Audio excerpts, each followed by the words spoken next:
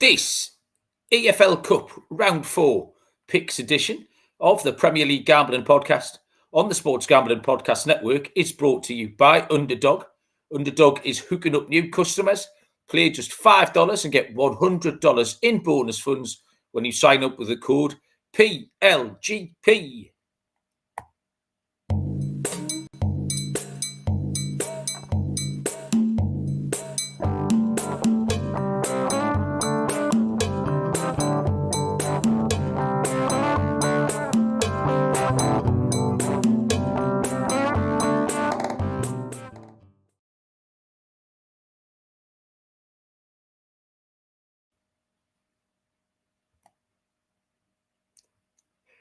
Welcome, everybody, to the Premier League Gambling Podcast on the Sports Gambling Podcast Network. My name is Malcolm Bamford, coming to you from Newcastle upon Tyne in the northeast of England. Today is Monday, October the 27th. That's just reminded me it's Holmes' birthday. I need to text him. He's 50.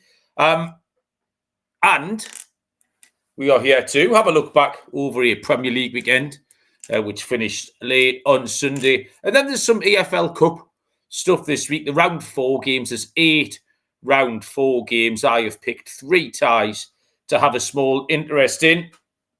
At this point, I normally introduce from somewhere in Nottinghamshire, Mr. Barry Penaluna. But Mr. Barry Penaluna is not somewhere in Nottinghamshire. He's somewhere in Central Europe. I believe he is in Budapest. I don't know if he's on the Buda or the Pest side of the Danube. But about 2 hours ago, Barry decided, much like I did a couple of months ago when I was in Turkey, that the internet and etc. was all a little bit hard work to try and get online, which Barry's given me relentless stick for, if you remember that. Well, Barry's decided that the hotel Wi-Fi and the fact it's going to keep everybody awake, they might be a couple of hours ahead of us. So it might be 11 or midnight or something. Anyway, Barry's not joined us live. Barry is lurking in the chat, though. I can see him making unhelpful remarks. So maybe he's here by proxy, Barry. So there you go. We'll have a little look back over the weekend because there was plenty winning picks. We've got some touting to do. I can smell myself a little bit. We'll do some eye catches. And then, as I say, we will look into the EFL Cup games, which take place on Tuesday and Wednesday night. The NFL, MLB, NBA, college football, NHL, or live. We've got the podcasts for everything. In fact, I'm doing the horse racing tomorrow. I'm doing the Breeders' Cup tomorrow on the notorious OTB with the Wolf of Oaklawn. So if you want some ponies for the weekend, listen to that. Catch every episode wherever you get your podcasts. I will get my apologies in now for anything I have already or I'm about to fuck up technologically in the next half an hour or so, because it's an absolute shambles. I'm pressing the buttons. Normally, if you watch live, I put my hands in the air and do jazz hands, which means it's time for Barry to press a button. But that's not possible this time round, because Barry, I think if he is watching, he could still press the buttons. Like, he could definitely act like producer Barry for once, but not to worry. The chat, who's here? Callum was first in. Callum, how you doing? Danny Midler, Danny, not the Mackham, lives in Toronto, and he says that Toronto is buzzing with the Blue Jays being in the World Series. Yeah, I bet it is exciting. I know there's a lad who sits 3 along from me at St James's Park, is a big Toronto Blue Jays fan, because I never get to talk baseball with anybody. So I talked to him about it. The only issue I've got with that, Danny, is I've got enough money to win a small family car on the LA Dodgers at 5-1. Which I put on months and months and months ago. So they're about minus 200 now. They're about 2-1 on. So my 5-1 looks good. So I would cheer the Blue Jays on. Other than that, Barry Penaluna is here. Joe Dollar. Joe, welcome along. Michael Roberts. No, we're not divorced. Sometimes, Michael, parents just fall out of love and they need to spend some time apart. So don't worry, Michael. And Barry will take you to the zoo next weekend. That's not a problem. Fefwef is here. And I think that's it, everybody. Michael's got the first tout of the night in Brighton Corners, which Michael put out live on the show last week. So one to you, Michael. The next line on my note says, Barry, talk us through your trip, which he can't do. But I do know He went to see Ferencvaros yesterday, who got beat, he said, off bottom of the league. And there was a bloke in the crowd with an eagle, if you've seen the photos. So I'm sure I won't spoil Barry's trip. He can tell us all about that next week. I didn't do much except go to the match on Saturday, went to the Fulham match, which the Saturday 3 o'clocks against these mid-table teams are just a banana skin. Because after you've played Liverpool, Arsenal, Champions League games, no one can really be arsed. You could tell by the amount of resale tickets that there was on the socials. And even after I got in from kids' football at Saturday lunchtime, and I just thought, I can't be bothered. But I pulled myself together and I went. Enjoyed it. I mean, you get a last-minute winner. How many of those you get in your life? Maybe a couple of dozen. 90th minute winners from Bruno. So I enjoyed it. It was important, and we needed it. Picks-wise, I got Barry to break his picks down for me. Let's have a look. Only 4 winners, but returned 12.5 units. Well done, Baz. 2.5 up. So mainly due to Burnley winning at 16-5. Other easy winners, Bournemouth team total, both teams to score and overs in the Man United game and the Liverpool game. So fairly facile stuff for Baz. So Baz was in the winner's circle. I was very much in the winner's circle. My picks only went 5, 4 and 1. I got a push in the Palace game. So 5 and 4 with the outright results, but up over 11 units as well, which is perfectly acceptable. My lock missed, which was Manchester City. My dog got tossed up, didn't I, between Brighton and Tottenham for my underdog, and I took Brighton, but obviously Tottenham hit it round about 2-1. But the big story here, everybody, I don't know if you can smell something just wafting through from the kitchen over there. It smells to me like a corned beef pie. However, if you just smell a little bit deeper, you can sense that the corned beef pie aroma is usurped by a steak and Stilton pie. Because yes, ladies and gentlemen, I was in the winners column for my steak and Stilton accumulator.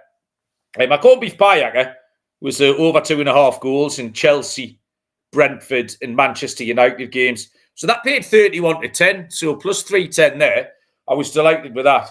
But the steak and Stilton, we try and hit 1 or 2 of these a season to get us into profit.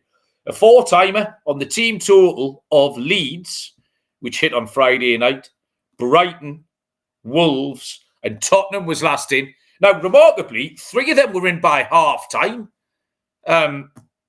Tottenham, Wolves, and Leeds had all scored twice by half-time. So it was nearly the easiest 25-1 winner of all time as well. Brighton made it a little bit dodgy, didn't they? Brighton scored like 83 and 88 or something silly. But to hit a 25-1 winner, you do need a little bit of luck. I'd rather be lucky than good, as certain people said. So yeah, absolutely delighted with that. The 2 accumulators hit. One person who is in the losers circle this week is Data Dave, the knob. Data Dave, he drank the Kool-Aid, didn't he? He bet Wolves. We said at the time it was a bit of a ropey pick. I picked Wolves as well. I mean, back to 2-2. It did look like we were going to go on to win it. But they didn't. It was a nice win for Burnley. I'm sure Smudger will be delighted with that. So, yeah, down to 6-2. Data Dave, his winning streak is well and truly over. Barry's full of beef goulash. Ooh, get in. But I love a bit of goulash, Baz. I quite like a stew. But the beef goulash with the little onions, shallots, plenty of paprika in there, bit of sour cream. I don't know if that's Tory Scran or not. It's probably not Tory Scran in Hungary, but it's probably Tory Scran over here. Question to me, Baz, is did you have dumplings in it? That's what I want to know. You tell me about dumplings. There was a dumpling question on the University Challenge tonight. Did anyone watch that? You bunch of heathens? Doubt it. I got all 3. No, I might have got 2 of the 3 dumplings. I think I missed the Indonesian one, the weird Far Eastern dumpling. But I got the pierogi and I got the quenelles as well. So there you go. MyBookie.ag is your place to bet on football and everything else. The prop builder is second and on. The motto is bet on anything, anywhere, anytime. Head to MyBookie.ag. Promo code SGPN for a 100% bet back bonus up to $500 for new customers. MyBookie.ag. Promo code PLGP or SGPN. Fucking hell, Barry. And we're also brought to you by Novig, America's #1 sports prediction market. Get the best prices on Novig, available in over 35 states. Download the Novig app, get $50 when you spend $5. Use the promo code SGPN. Get on the action with Novig, promo code SGPN. Right, what we're going to do. I'll tell you what we'll do. We'll do a prediction league. That's what we'll do, because I pulled that up. Prediction league. I'll do overall in a minute. Game week number 9. It's logged me out. Hang on a minute. I'll log back in. Mini leagues. Not overall. Game week number 9 was won by... This is good audio, isn't it? Cree. Bloody hell, Cree. Cree's been active on the socials this week. Cree was up there with 12 points, 4 correct results. Good effort. Stephen Begg, 11 points. William Craig with 10. Chris Swain with 9. Lenny had 9 and Ryan had 9. Who else we got down the board? Cam Burke, the overall leader, had 7. I had 7. Bob had 7. Joe Dollar down there with 5. Tiger 4. Barry 4. Andy Williams 4. Betty Bamford 3. Kev Matthews 3. You stink. Simmer stinks on 3. Callum forgot to put them in. What a knob. As did Cordy Backus. Let's shame all the people who forgot. Harry Dougherty, Chelsea forgot to put them in, and also got beat off Sunderland. So terrible week for him.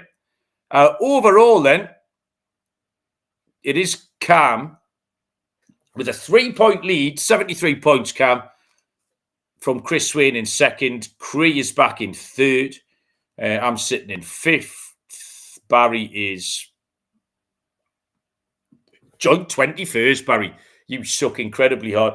So if you remember to get your picks in, so there you go. Danny's, we've got some breaking news in the chat here, and it is kind of relevant, Danny. Is that Brendan Rodgers has left Celtic? And I only mention it because I've been talking a little bit about Scottish football. I did the commentary on Rangers Kilmarnock yesterday, which wasn't very interesting. It was attack v defence. Rangers eventually did enough to beat them.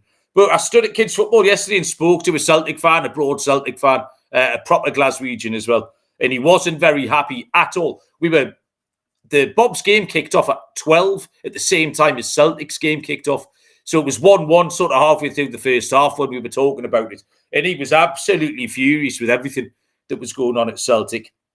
But I was talking to Simmers about Hearts today being owned by Tony Bloom, who is the Brighton and Hove Albion man. And you just think what Brighton do, I know I'm quite disparaging about Brighton. I'm going to talk about Brighton later on, actually. They're one of my picks.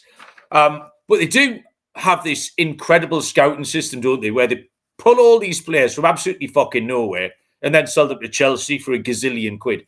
But so they've done really well. Brighton, they've got in cup semi-finals. They haven't quite broke through. They had a little European adventure, didn't they, a couple of years ago?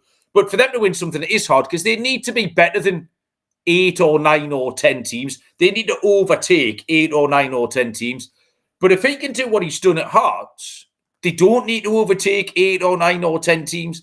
They need to have a good season and beat 2 teams, Celtic and Rangers, one of which Rangers has pretty much already shot the ball for the season anyway. So Hearts have managed to get themselves an 8-point lead, and they just need to hang on. Like, you're going to get 6 weeks out of 7 or 8 where you're playing Livingston and St Mirren and people like that. If you can hold them at bay and then just don't shit the bed in the games against Celtic and Rangers, then I think Hearts are going to be very, very live because they will have access to a ton of decent players. It wouldn't surprise me if you see players going on loan between the two teams. I don't know if was there a Brighton loaner yesterday? I might have made that up because I did a game in Europe the other night. It might have been. Well, I can't be asked to find that. But yeah, you get the kind of thing I'm saying. So yeah, a little bit of Scottish football chat there. Rangers v Kilmarnock wasn't particularly exciting. Eye catches from the Premier League. I think it's prudent to start with Arsenal, who had a great weekend, but not by virtue of being brilliant themselves. Arsenal did what Arsenal are doing every week, and it's a little bit boring. However, they're not hugely impressive. They walk that fine line between, are we going to score a set piece, yes or no? Like, I think the Atletico Madrid game was the outlier rather than the Palace game. They go from the set piece and they have to keep a clean sheet to win. But they did it, and it's working for them. But where Arsenal's weekend was outstanding was everybody else lost. The main rivals, Manchester City and Liverpool, lost again. So Arsenal got a little handy break on the field there. Liverpool, I just found absolutely hilarious. I absolutely adore it. It was a proper hate watch. How little self-awareness has Arne Slot got? He appears to have completely lost his fucking mind. What's he talking about? Changing the team's a problem. Trying to score goals. How dare people try and do that against us? Everything he says is complete bollocks. The bloke's an awful, absolutely awful person. He's an idiot. And the other thing I took out of this game, and I watched this game quite closely, was how bad Kirkes is. He scored a goal. Don't let that fool you. He was absolutely woeful. Whether or not that a little purple patch at Bournemouth, that team, I don't know if that suited him, whatever they were doing. But certainly the things he was doing didn't look like a player out of form. They look like a player who's not good enough to play at that level. I thought he was absolute dog shit. So long may it continue. I'll drink to that. The worst fans in the sport. Look, I was going to mention Sunderland on their own, but I couldn't bring myself to. It's too be churlish of me. I'm not doing it. But I will bracket Sunderland, Leeds and Burnley all in together as an eye catcher. And because they all won, the three promoted teams won. I worked out the accumulator was round about 40-1 if you'd have backed all three just to win at the weekend. Can you imagine that happening last season, by the way? Absolutely, entirely unthinkable. Southampton, Ipswich and Leicester all went and won on the same day. They couldn't win a game in the same month each. It was ridiculous. So I think we've said it before on the show that what I like most about this aspect of it, obviously Sunderland winning with a load of total random footballers, is in the same measure impressive and entirely head-scratching. And then Leeds and Burnley winning football matches as well. What it does is it's put some other teams in the shit, and it's got us to a place where Wolves and West Ham now look goosed, and there may be another couple of teams who get dragged into it. And it's going to be exciting to see if that pans out, which is what we've missed, really, because there's been absolutely no relegation excitement for 2 seasons. Like Luton Town in January 2 seasons ago was the nearest we got when Luton had back-to-back draws or whatever. And everyone's like, oh, well, they've made it to 16 points. They might be all right. And then that was it. No one since then has got close. So hopefully that pans out a little bit into an exciting aspect of the season. And finally, I wanted to mention Nottingham Forest as eye catchers, just because they're fucking useless. And Sean Dyche annoyed me. He seems to be quite well respected in the game. I've seen him interviewed, and he probably is a half-decent bloke. If I was sitting in the pub with him, I assume he'll be all right. He just seems so pleased with himself at all times. And after the Porto win last week, he was just so pleased with himself. He was, listen, lads, all I've done is I've given them the freedom to do what they were. And he was just happy to tell you what he'd done to enable Forest to beat Porto 2-0. It was a bit like, we've talked about players taking penalties in their process. Anthony Gordon was one we got stuck into because he scored a penalty and then decided to do a 7-minute TED talk on his process, which is, well, I have this process and I get the ball and I clear my mind, and then I take 3 deep breaths, and then I tap my left foot on my right foot, then I look at the referee, then I look at the corner flag, and then I'll count to 7, and then I kick it and it went in. Brilliant. But the next week he fucking missed. What happened in his he kicked the ball and it went in the goal in Exhibit A. Exhibit B, he kicked the ball and it didn't go in the goal. And that's what happened to Sean Dyche at the weekend, where all I did was, you did fuck all. You did fuck all on Thursday. You did fuck all on Sunday. I'm not buying it. Absolute bollocks. They just shite. So I was annoyed that they got beat, because if Forest had taken something out of the game, I would have won the Survivor. Me and Simmers have got a live entry left. 600 quid, I think it is. We took Leeds. It's week 9, so there's not many options left. We took Leeds on Friday night, over the moon with that. And there was 3 players left who all had Bournemouth. So a Forest result would have had me in the money. So we're going to have to go again. So there's still 4 players going in next week. So I did cheer on Forest, but that game was dead and buried after 20 minutes. They weren't in it. They just weren't in it at all. Joe Dollars, one man quest to antagonise me, is still going in the chat. Sean Dyche will not be in charge of Newcastle in the next 3 years. And Fefref saying that Bournemouth have been Forest's bogey team. He's right. Didn't they beat you 6 or 7 or something silly last season? So that was my eye catches for the weekend. And we'll make some EFL picks in a little minute. Underdog is your home for pick'em entries. You can win up to 5,000 times your money.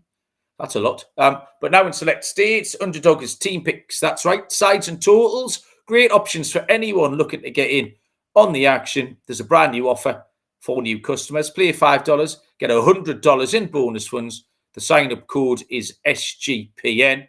And Rhythm is crushing it in college football, NFL, and now added NBA too. Rhythm is giving away weekly cash prizes for climbing the leaderboard. You can win up to $1,000 there. The promo code is SGPN25 when you download the Rhythm app for 25% off your first month. Download Rhythm, use promo code SGPN25.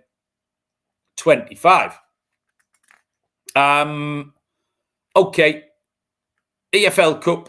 So there's 8 games here. We're in round 4, so we're in the last 16. Oh, exciting times. 3 games on Tuesday and 5 games on Wednesday. I've made 3 picks. I might have made a few more. And I'm not really blaming Barry, but I did think Barry would make 3 as well, so we could drag these out.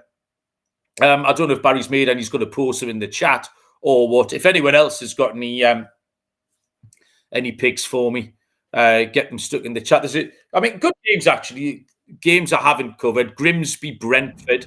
Obviously, Grimsby knocked out Manchester United hilariously early in the season. And then they had that good win at Sheffield Wednesday. Wycombe Wanderers take on Fulham on Tuesday. The games I haven't touched on Wednesday include Newcastle, Tottenham. I just thought it was too hard. It was too hard for me. Wolves, Chelsea is hard as well. Swansea, Manchester City isn't appealing from a betting point of view, which left the 3 games that I've got. So the first one is 8 o'clock on Tuesday night. Partly wanted to throw Andy Williams a bone. This is Wrexham v Cardiff. So it's a big old, oh my God, hang on a minute. Sorry, everybody, hold the phone.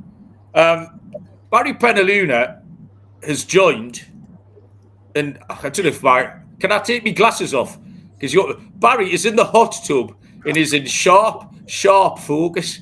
Are you talking, Barry, or are you just going to loll him about? Well, I've got a pick for this one. I like Wrexham. I'm on Wrexham. I'm going to be lads. And this was in no way planned at all. If you're not watching this, if you're listening to it on Tuesday or whatever, you're the lucky ones, because Barry, fine figure of a man that he is in the hot tub somewhere in Hungary. Hello, Barry. Are you having a lovely time? I'm having a lovely time. I'm on the Hungarian red. Yeah. So isn't Hungary where you're not on the bull's blood? That's Hungarian, Bat. Bull's blood. Do you know about that? It's a type of red wine, famous red wine, Hungarian red wine. Go and seek it out tomorrow. Oh, you're on the early flight tomorrow, aren't you? Early flight tomorrow. It's final night, so I thought I might as well nip in the hot tub for one last dip, you know. Have you got any pants on? I have got pants on, yeah. Oh, that's a shame. I haven't. Spent half a day at the spa as well this morning. I've had a lovely day at the spa. The hot spring thing? Ooh, all of it. Thermal spa, yeah. Sauna, plunge pool, ice cold plunge pool. Oh, I've been in and out. Sauna, plunge pool, hot tub, the whole fucking world. Did you have a game of chess with an elderly Hungarian grandmaster? There was a chess board, but I couldn't find any chess pieces, so I didn't play any chess. Maybe we went to the same place, Barry, just 25 years apart. It's quite possible. Maybe some of my germs entered your mouth today. Some of my ancient germs. That would have been fun. FF's asked if we can just blur out Barry's nipples. Well, yeah, we'll have to do that in post-production because Barry's got quite large Sunday dinner plate nipples. So we'll have to... There's quite a lot of pixels. One of Barry's nipples is about the size of my head. So it is over or under 2,000 pixels per nipple there. Well, that's thrown me a little bit, Barry. I'm going to be honest with you. I'm not very... I thought it might be. That's why I did it. It takes a lot. Takes a lot to discombobulate me, but you've absolutely done it there. Right, so you've got a pick for this Wrexham game. Right, smash it. Come on, 26 minutes in, you haven't made a pick yet?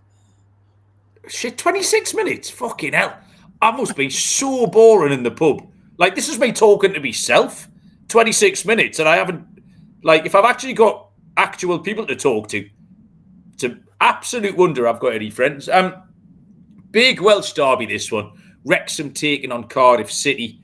Wrexham 5-4 plus 125. The draw 9-4 plus 225.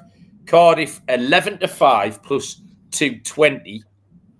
Andy Williams has joined us in the chat. I mean, this is a proper derby. No question about it. It's the first time they've played each other since 2002. Cardiff travelling north to the racecourse. There's going to be no messing about at all team news-wise. We very often caveat the EFL Cup with team news warnings. I would do that later on for Liverpool, Palace, Arsenal, Bournemouth, Arsenal, Brighton, that we're getting to. But not this one. They're just going to go absolutely hell for leather. Wrexham have beaten 2 championship sides in Hull and Preston so far in this competition. Then they had a 2-0 home win against League One Reading. Too many draws in the league, really. But they've only got 2 losses in the last 7. They're playing well. Result of the weekend at Middlesbrough was the 1-1 draw at Borough was a decent result. They won their last home game in the league, which was against Oxford. Cardiff are top of League One. They have done well. Won 8 out of 13. But the form line is just undeniably a step down from what Wrexham have been doing. They've lost 3 of the last 6. They've lost 2 of the last 4 against Bolton Wanderers and Burton Albion. Now, I do like the Cardiff manager, gentleman called Brian Barry Murphy. We talked about him on the pre-season EFL show, actually. I think we'll hear more about him. We'll see him at teams higher level soon enough. But I think Wrexham are big enough to bet here outright, 5-4 plus 125. However, I did find a really big price, Baz, because we think this is going to be lively. Over 3.5 yellow cards is juiced at 7-10, minus 142.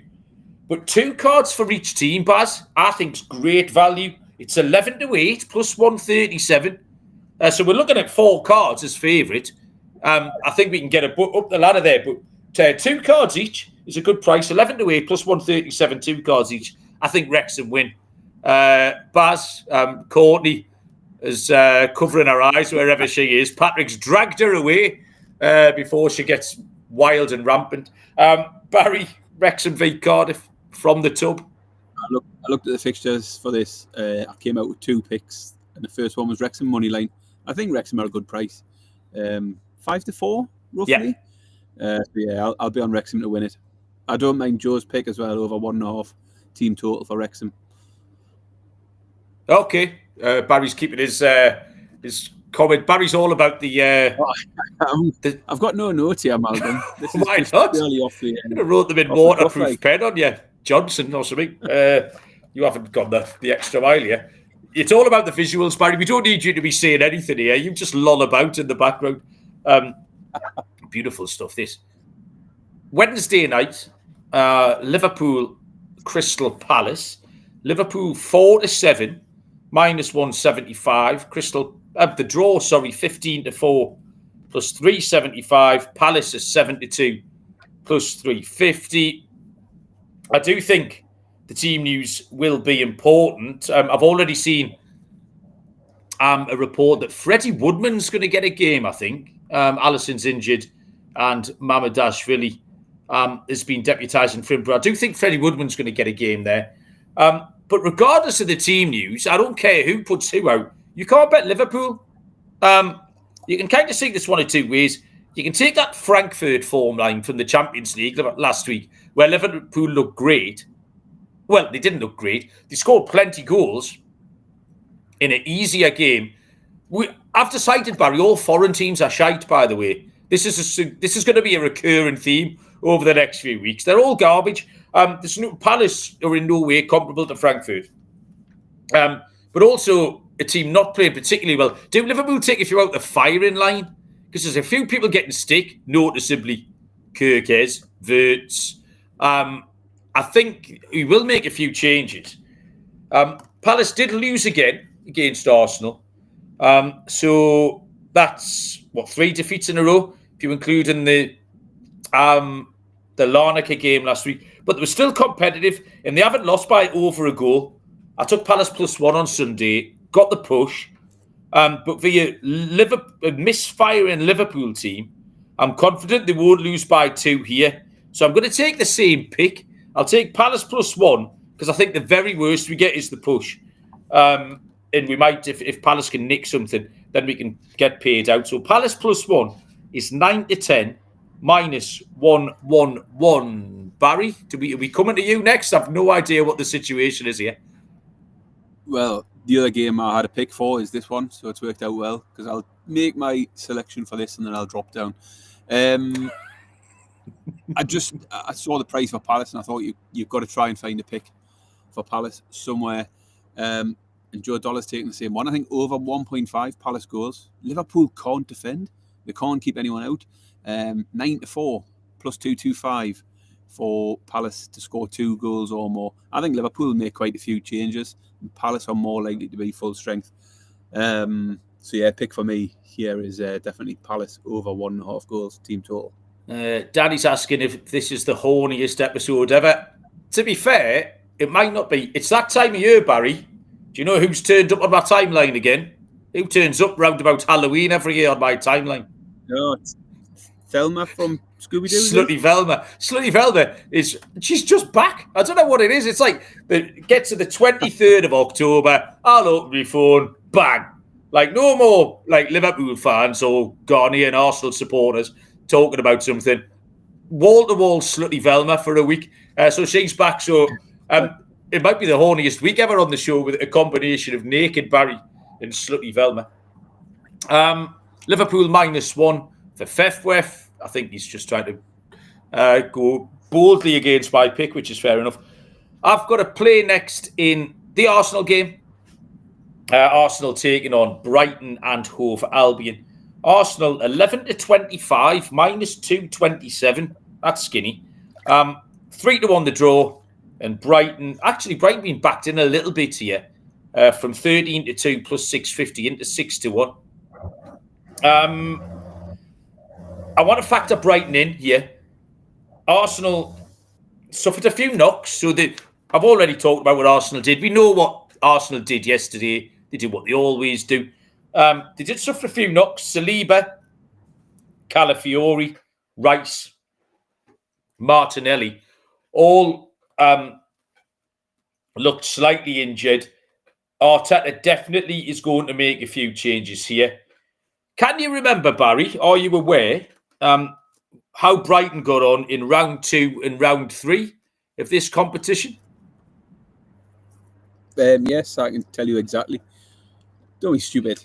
How would I know that? Because, Barry, they won 6-0 in both rounds. Record break, and no one's ever done that. Yeah. Now you mentioned it, I do remember. Yeah, so Brighton won 6-0 in rounds 2 and round 3. Now, obviously, Arsenal's a slightly different kettle of fish. But as always, they'll just play however they like. They don't care. Wasn't Saturday a great example, by the way? Well, Brighton was the perfect example of everything I've said about them for the last 6 months. They just didn't give a shit what was going on. Oh, they were brilliant. Lads, you're 2-0 down. That doesn't matter. Let's just crack on. Oh, it's 3-0. Oh, hang on a minute. It's 3-2. They didn't give a fuck. It's a fiasco. It's an absolute fiasco. No one knew the score when they came off. They just got the bus home. What's the score? No one cares. But I did find a way of betting it, didn't I, at the weekend? Now, I actually took Brighton as a dog, but in my winning stake in Stilton accumulator, spell that, Brighton team total, because they just don't give a fuck. So we found a way of harnessing Brighton's silliness to our advantage.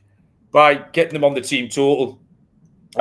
Even if they make changes, they've just got another 42 5'8" people from Central Europe in a bag. They can just get out and play. Like, do you lot want to play yet? No bother. That kid, didn't the kid score 5 goals in the last round? No one's seen him before or since. Like, some geezer scored 5 times. No, I couldn't tell you his name. No one knows. So, I like Brighton as a pick at 13-2 or 6-1 now. They might. I like Brighton to qualify. Just because they won't give a shit, Brighton will go out and beat. They knocked Arsenal out of this 2 years ago, I think, in this competition. At this stage, 2 draws last time. Brighton to qualify at 3-1 is live. The Brighton team total is 3-1. They score fucking goals against anyone. And Arsenal are going to make changes. It's going to be Mosquera, Waneri, people like that. And the Brighton team total over 2.5 goals is 12-1. Yes, Barry, you might well pull a face. 12-1 there. Any version of Brighton stuff you like. So Brighton to win, Brighton to qualify, Brighton to score 2, Brighton to score 3, Brighton. Barry, any thoughts on that? I love it. Anything like that. Big bold picks in the EFL Cup's all good. I've got nothing else. I'm out. You got nothing? And go on. I'm out of wine, so I'm going to get out of this hot tub in a moment. Well, so I'm going to go down. I'm going to get out of here and carry on listening in the YouTube chat. But well, that's fine. Baz, I'll be signing off in about 90 seconds, by the way. All right, well, I'll just wait till the end then. I thought you might have had more. No, I only made 3 picks. I thought we were going to make 3 each. Obviously, there's no kick-off this week one because less than you. Barry's about the standard, isn't it? Midweek shows. Yeah, that's true. Barry's cards would get wet in the hot tub. And it's half-time, don't forget. 3802 is in the chat. Firstly, having a go at Joe, which is good. Keep that up. And asking if we feel good for Sheffield Wednesday. It's a bit of a weird one because I probably do care. But Sheffield Wednesday have annoyed me so much in the last couple of years. I actually didn't give a shit. But that's just me being really petty and childish because I'm fully aware of what a football club means to its community. So, yeah, in a couple of years when I'm less bothered that Sheffield Wednesday annoyed me, this is probably a good thing. It's still going to take a lot of getting out of, but there you go. And I think that's me done. Are you returning to this country at any point, Barry, so we can do a show on the Prem? Yes. I'm on a flight in about 11 hours' time. So I'm back in the country tomorrow. All right, okay. So we'll be back to normal Thursday, and I'll give a bit of a recap on the trip across Central Europe. Good. So there's no Friday night game in the Prem. There's no Saturday lunchtime in the Prem. So 1, 2, 3, 4, 5, 6, 7 games on Saturday, Baz. So yeah, Thursday night seems like a good plan then.